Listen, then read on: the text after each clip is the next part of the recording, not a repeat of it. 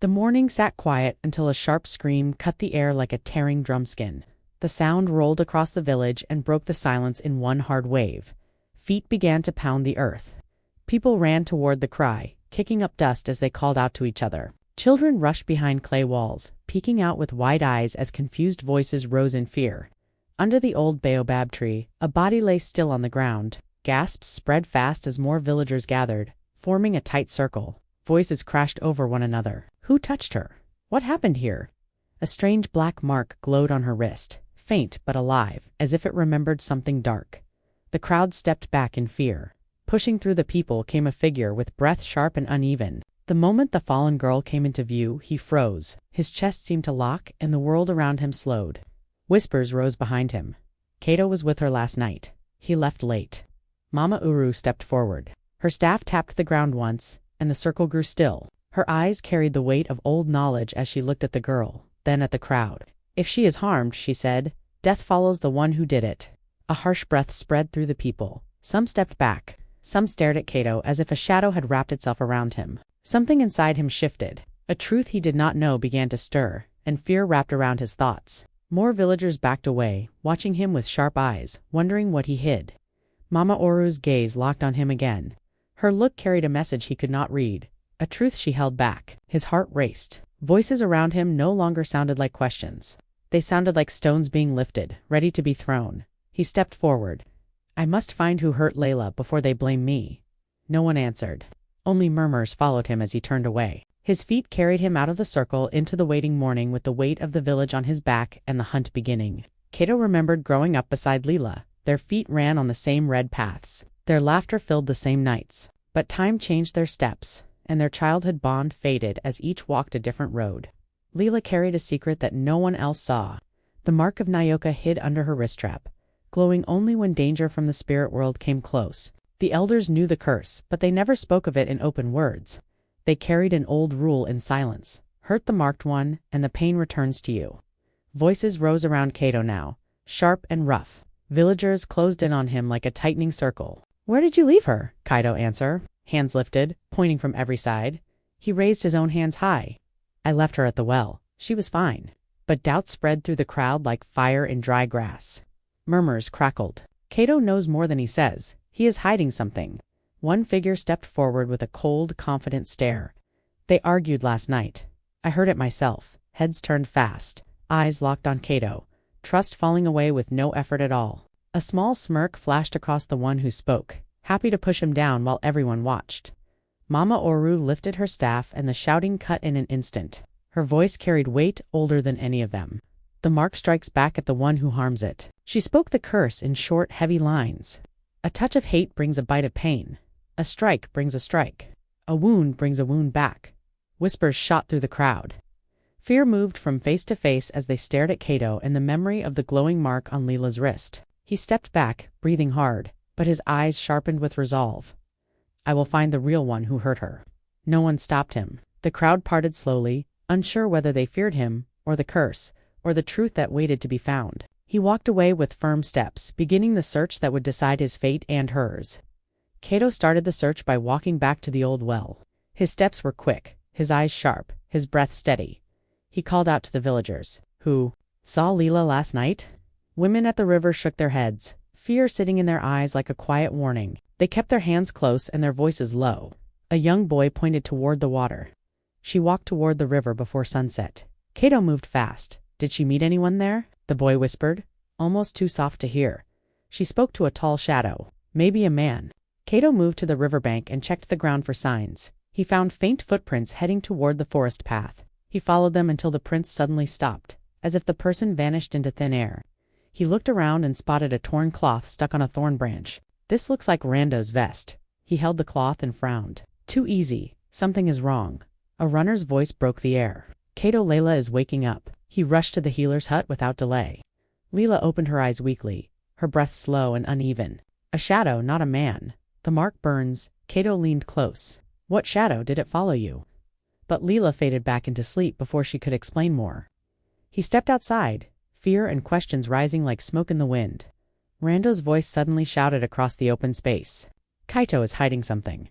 Villagers turned angry. Tell us the truth, Kaito. Rondo pushed harder. He knows who hurt her. He was there. Kato tried to speak, but the crowd roared over him, their voices sharp and wild. Then Mama Oru raised her staff and the village fell silent at once. Her warning cut through the air. The mark reacts to Kato. He is tied to her now. Kato felt his chest tighten, but stood firm. Mama Oru pointed at him with slow, heavy words. Find the truth before the mark chooses your fate. He looked past the villagers and spotted new tracks leading into the deep forest. He followed them quickly, pushing branches aside as the path twisted.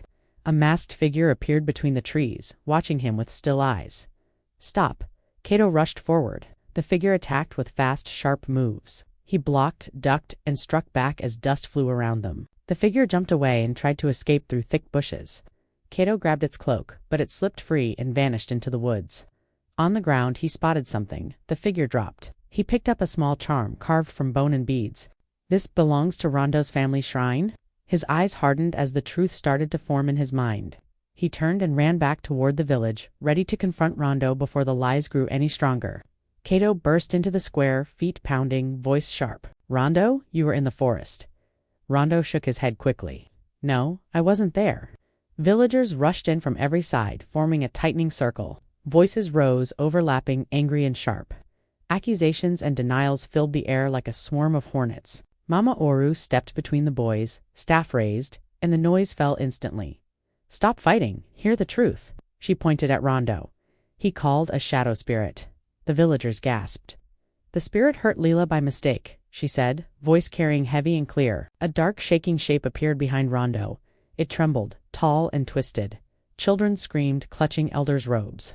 The shadow lifted a long finger at Rondo, then slowly, deliberately turned and pointed at Kato. Mama Oru's voice rang louder, sharp and warning. Kato, you share Leela's life. If she dies, you die. If you kill anyone tied to the curse, you die too. Kato's mind raced. He remembered the fight beneath the sacred tree, the anger, the sparks of spirit energy he had never understood. He realized now this spirit had bonded him to Leela, whether he wanted it or not. The shadow spirit screamed and lunged at Rondo, long fingers outstretched. The villagers shouted, voices mixing, let him fall, let him fall. Kato knew he had only moments. The spirit's hand reached closer to Rondo's chest. Choice pressed on him like fire, save him or let him die.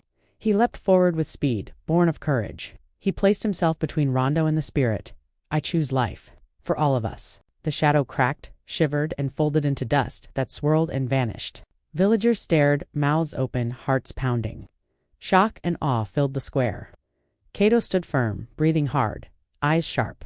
The weight of the curse now clear, but his courage unquestioned. The square held its silence, broken only by whispers, as the truth of the night settled among them. Leela opened her eyes slowly, blinking against the brightness of relief. Villagers let out soft cheers, relief washing over their voices. Kato, you saved us both, she whispered, voice weak, but full of meaning. Kaito nodded, chest heaving, eyes steady. The weight of what had happened pressed on him, but he held firm. Mama Uru bent close, staff steady, eyes sharp.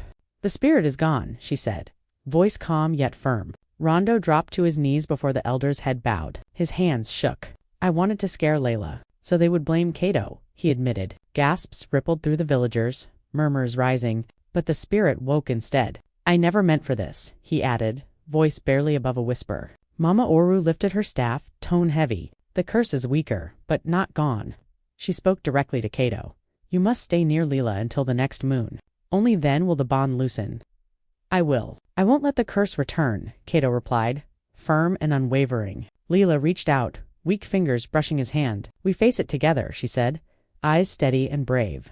Elders raised their hands for silence, voices carrying authority. Peace must stand today, they declared. Rondo bowed further and accepted his punishment. Long hours of work and service to the village. The crowd murmured, then agreed. No more fighting, came the chorus, calm settling over the gathered villagers. Families returned to their tasks, gathering wood and preparing food once more. Children whispered about the shadow spirit, but their eyes brightened when they saw Leela awake and smiling.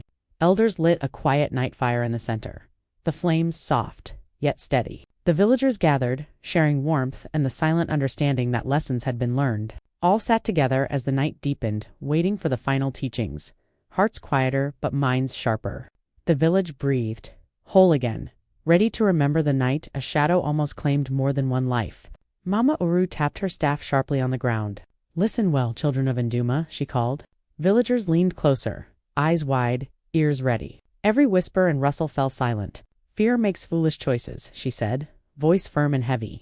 Lies open doors for danger. Truth is the only path to peace, she finished, words landing like stones in calm water. She lifted a glowing charm, light flickering across her face. A curse is a mirror of life, she explained. When you hurt others, the hurt comes back to you. The villagers nodded quietly. Whispers passed through the crowd, repeating the lesson in careful, thoughtful tones. Mama Oru's gaze rested on Cato. Anger is fire. Hold it, or it burns you, she said. I understand. I will be better, he answered, chest steady, eyes clear with promise. Rondo bowed his head low. Jealousy breaks the hands that hold friendship, Mama Oru said, each word measured. I see it now. I will fix what I broke, Rondo replied, voice humble, shoulders heavy with regret. The elders turned toward Layla, their voices gentle but proud. Your brave heart helped save the village, they said. I only did what was right, she said, a small, proud smile touching her lips. Mama Oru stepped into the circle of firelight, staff glowing faintly. Enduma will never forget this night, she said, voice rising, then dropping to a hushed warning. A man almost lost his life, because he did not know that, if he killed her, he would die too. The villagers stayed quiet, hearts full, minds sharp. The lessons settled among them, a memory to guide their hands, their hearts, and their future.